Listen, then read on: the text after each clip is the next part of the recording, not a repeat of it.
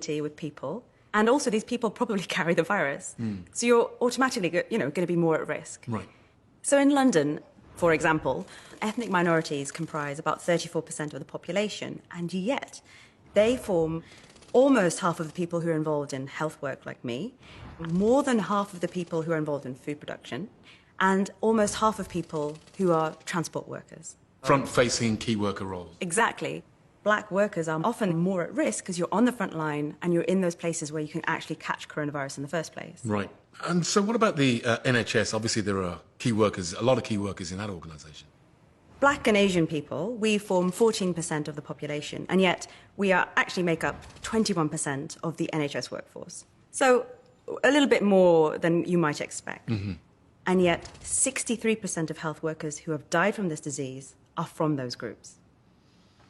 This is really stark, actually. It's really quite shocking when you see it like this. So for me, as a doctor, it gets even worse. People of colour, we are 44% of all the doctors in the NHS, and yet of all the doctors who have died from coronavirus, 95% are people of colour.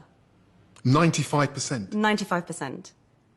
So the British Medical Association is taking these occupational factors very seriously and is doing a survey to find out, could there be a difference in the way that people of colour are working that means that they are more at risk of getting this disease? And it's very preliminary data, but it looks like there might be. People of colour are more likely to be in frontline roles, more exposed to the virus, whereas white people are more likely to be in management roles away from the virus. Right. There's also this issue of personal protective equipment. There's data to suggest that 63% of doctors who are people of colour feel like they are not empowered to be able to talk about the safety of their working conditions, compared to just 33% of white doctors. So they don't feel they can ask for the right equipment? Exactly. And they're not feeling like they're going to be heard by the people who are running their service. That's shocking. That's really shocking.